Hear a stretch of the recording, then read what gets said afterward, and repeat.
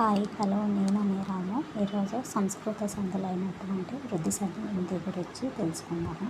అయితే వృద్ధి సంధి యొక్క సూత్రం ఏమిటి అంటే అకారమునకు ఏ ఐలు పరమైతే ఔకారం, ఓ ఔలు పరమైతే ఔకారం, రూలు పరమైతే అర్కారం ఏకాదేశమవును అని సూత్రం ఉంది. అయితే దీనికి ఎలా గుర్తుపెట్టుకోవాలంటే అకారమునకు ఏ ఐలు పరమైనప్పుడు ఐకారం వస్తుంది అండి, ఓ ఔలు పరమైనప్పుడు ఔకారం వస్తుంది, రూలు పరమైనప్పుడు అర్ వస్తుంది.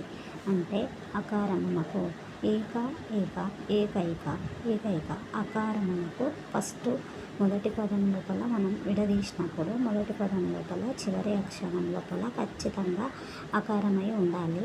రెండవ పదం లోపల మొదటి అక్షరం ఖచ్చితంగా ఏనన్నా ఏ ఐ అన్న అయి ఉండాలి, ఓ ఔలు అన్న అయి ఉండాలి, రూలు అన్న అయి ఉండాలి. ఏ ఐలు అయితే కలిపినప్పుడు ఐ వస్తుందండి, ఓ ఔలు అయితే కలిపినప్పుడు ఔ వస్తుంది, రూలు అయితే కలిపినప్పుడు అర్ వస్తుంది. ఏకా ప్లస్ ఏకా కదా, ఏకా కా లోపల ఆ ఉంది, ఏ పరమైనప్పుడు ఆకు ఏ పరమైనప్పుడు ఐ వచ్చింది. అలా రావాలి. అలా వస్తే అది వృద్ధి సంధి అవుతుంది. ఫర్ ఎగ్జాంపుల్ మనము ఇంకొకటి తీసుకున్నామండి. వన ప్లస్ ఔషధి, వనౌషధి మనకు ఎగ్జామ్లో ఎలా అడుగుతాడు అని అంటే వనౌషధి ఇచ్చి దీన్ని ఏ సంధి తెలపండి అని ఇస్తాడు. అలా ఇచ్చినప్పుడు మనం ఎలా ఎలా అంటే ఫస్ట్ దాన్ని విడదీయాలి. వనౌషధిని విడదీస్తే ఏమొస్తుంది, వన ప్లస్ ఔషధి వస్తుంది, వన ఔషధి. వన ప్లస్ ఔషధి కదా,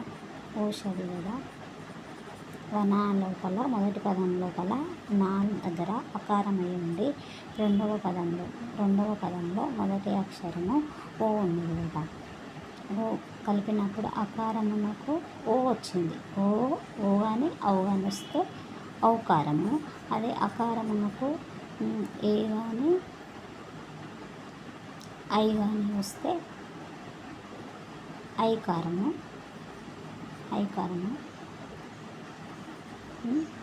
అదే రూలు వస్తే అర్కారం, అలా వస్తుంది. మనం ఇంకొక ఎగ్జాంపుల్ తీసుకుందాము. వసుదైక వసుధ ప్లస్ విడదీస్తే ఏమవుతుంది, వసుధ ప్లస్ ఏక వసుధ. మొదటి పదం లోపల వసుధ లోపల మొదటి పదం చివరి అక్షరంలో దా లోపల ఆ దాగి ఉంది.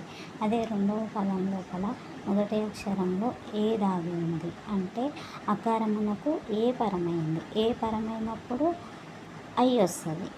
దై కలిపినప్పుడు ఐ వస్తుంది. దై అనేది ఐ దాగి